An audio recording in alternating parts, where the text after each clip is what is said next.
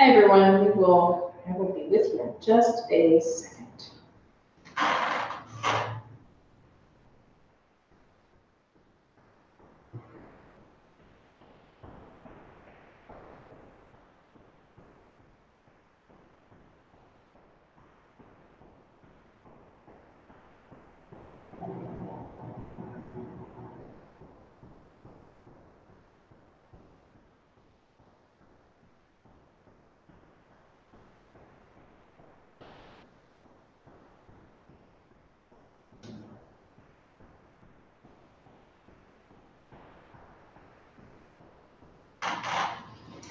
All right, hi everyone.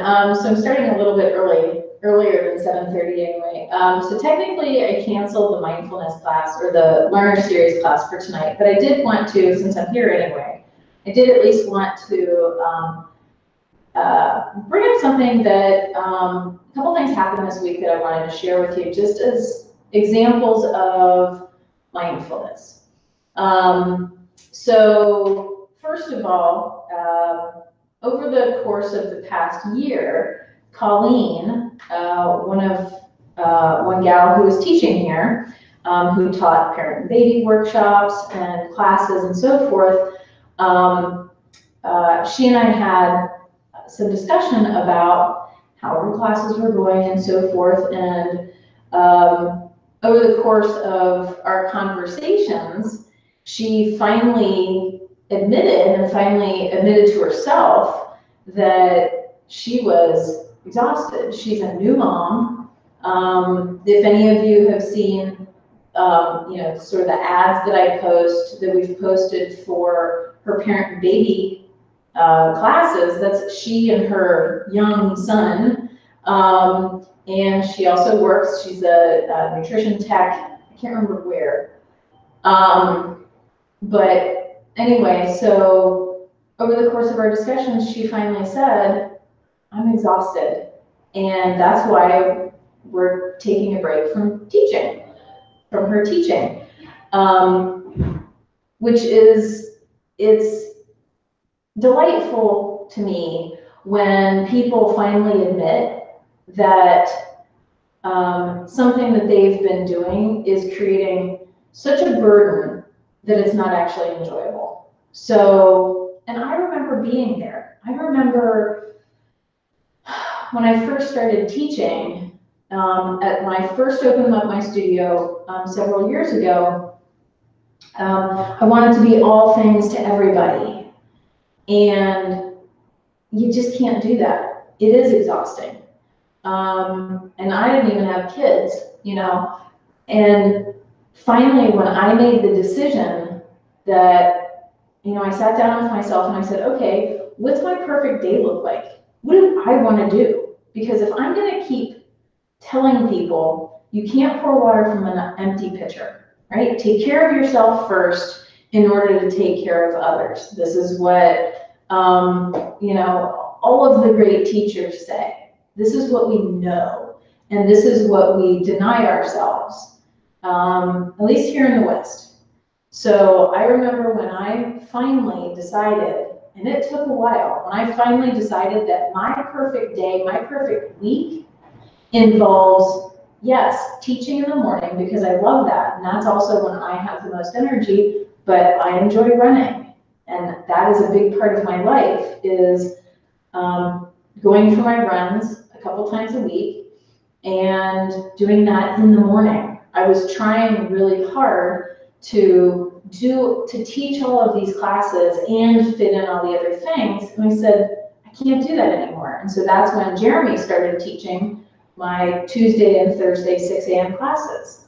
And now my perfect morning is Tuesdays and Thursdays. He's teaching 6 a.m. I run here to teach a 7 a.m. class, and it's perfect. I get 4 miles total. And the minute that I gave up those classes in order to have my life, talk about a weight. This is what, and Colleen even said that, when I said, you know what, let's just take you off the schedule between now and March. You do what you need to do, and we'll circle back around once you feel like you've figured life out. And she said, it's like a weight off my shoulders.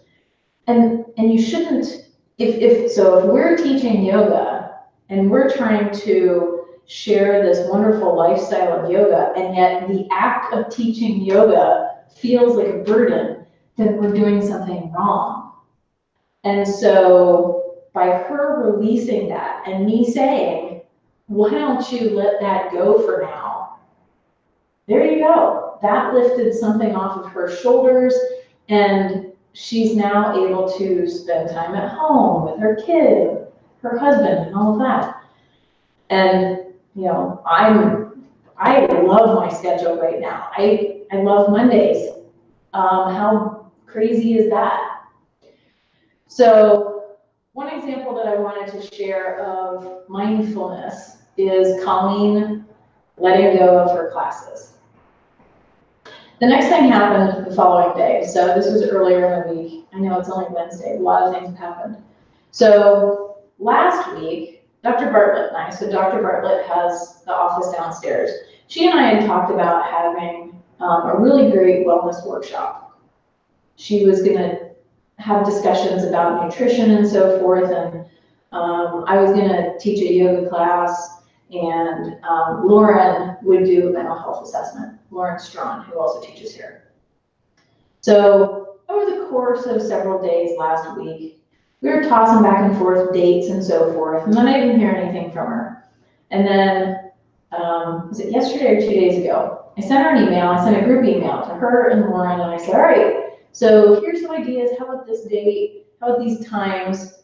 And she sent me back an email saying, you know what, Berg, I thought about it, and I do not have the energy and the bandwidth to do this right now. And she said, I'll get back with you in the next couple of months. Keep in mind, this workshop was her idea. And we had sat down for like 2 hours to hash out what we would do. We researched things, looked up, you know, other wellness workshops and things like that. Her idea, she came back to me and she's like, you know what? I can't do it right now. She said no. Again, how fantastic is that?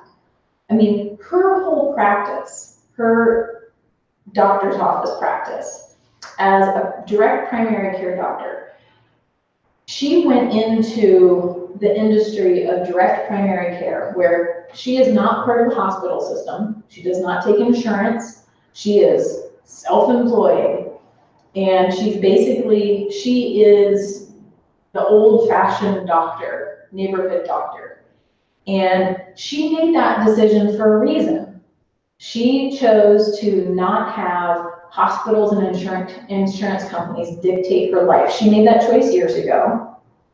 And in following in that vein, she circled back around to her original intention with life is to not jam it full of things that she really, really can't do. And she said, no, fantastic, that's awesome. There's so many people that I know that are unable to say no. And I challenge you to think about what are the things that you have in your life, on your schedule, that are stressing you out. And it's not like good stress, right? So there are things that are like, I know that I need to make sure that I bring my laptop so that I can do streaming. I know that I have videos to edit. I've got clients that I need to work with. These are fun stresses, things that I'm like, I have a deadline, I have things I need to do, I enjoy it, I chose it. They're not a burden, there's a difference, So if you've got that thing that's like, every time you think about it, you're like, oh God, how can you let it go? Can you let it go? Is it like a birthday party? And I'm bringing this up not because I don't want to go to my niece's birthday party. It's just something that came to mind. So what if this birthday party was a burden to me? What if I can't fit it into my schedule? I wouldn't enjoy it anyway. It's really far away. All of these things. What if I just said no? What if I just sent a card or Skyped? Or what if, there's this event that somebody wants you to go to and you just really don't want to go? How about saying no? If somebody asks you to do something, if you truly don't know how to do something and they ask you to do it, instead of feeling like you should know how to do this, how about you just say, you know what, that's not something I know how to do, but you know what, I know somebody who can really do this well for you. Let me get you in contact with that person. There's nothing wrong with saying, I don't know, and there's nothing wrong with saying no. And a double challenge to you, a double dog dare you, when you find yourself in a position where you have the opportunity to say no, can you just say no and not put like some sort of, let's be honest, sometimes we say no and we put a little bit of a lie on it. Like, oh, I'd love to go, but I can't, it's so far away. Not really, you could probably still go there, you know? Or how about you say no and maybe you give the real reason? And maybe you don't back down from that. Maybe you just say, no, I don't want to go, but thank you. And see what happens. It's just no. You're not saying, I hate you. You're not saying that's a terrible idea. You're not saying, you know, whatever. So that's my challenge to you, is think about the things in your life that have become such a burden. Every time you think of it, it's just, it's eating you up. Can you let it go? Can you think about what you would like? So if you're talking about your job, what is your perfect day? What do you love to do? What's your passion? That's what I did over 4 years ago, and I've never turned back. I absolutely love my life right now. I love it. Yeah, some sucky things have happened. Lost my mom, some cats have died. Some really tragic things have happened in my life. But what I've chosen to do as my career, as my passion, I love it. Day to day, my weeks are great. How can you make that decision for yourself? And when I lifted that burden off of me, and it changed my financial life for sure, but I made it work, and life is better now. When I chose to stop going to things that I did not enjoy, when I chose to not work with certain clients, and I don't mean yoga stuff, my day job, the job that actually brings in the money, when I made the decision to not work with certain clients because it just didn't feel right, that was a good decision. The money will come somehow, you know? So, those are my examples of just from this week of people that I know practicing mindfulness, being mindful of their own schedules, of their own well-being, and saying no. That's awesome. How can you say no? And so if you do have a situation, an example where you did say no and wonderful things happened, I'd love to hear that story, if you can share that in the comments. Or if, because of our little talk here, if you put on your pants and decided to say no to something, and we'll see how it turns out. Let us know, put it in the comments. I'd love to hear about it. And then we can talk about it next time. So speaking of next time, so I canceled this week, basically, because of the cold. Since I was here for restorative anyway, I just decided to talk to you guys. But next week, we're gonna merge together 2 classes. So weeks 4 and 5, we're gonna put into 1 class. Mindful movement. And what I recommend is, if you're sort of playing along with us, if you're in a space where you can walk, that would be great. We're going to do some mindful movement and prepare to be barefoot.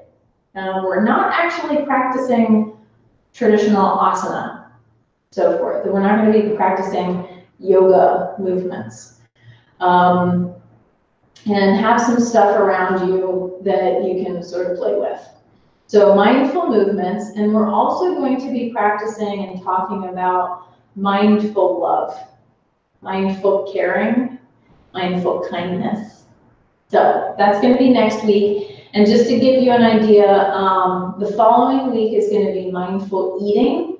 So for week 6, I'm going to be bringing snacks here. So if you watch remotely and you'd like actually to come in for week 6 so you can share a little snack with us, that'd be great. But we're going to practice mindful eating. So if you can't make it in, then make sure that you've got some sort of food, like a snack or something that's got some texture. I kind of like practicing with trail mix, but also something really neat like an orange. Something that's, I don't know, I mean, I guess even mashed potatoes could be interesting. So have some sort of food, but that's going to be week 6. So have a wonderful rest of your evening. I do apologize again for canceling this, but you know what? We're flexible and we're being mindful. So have a great evening, and I will see you next time. Bye, everyone.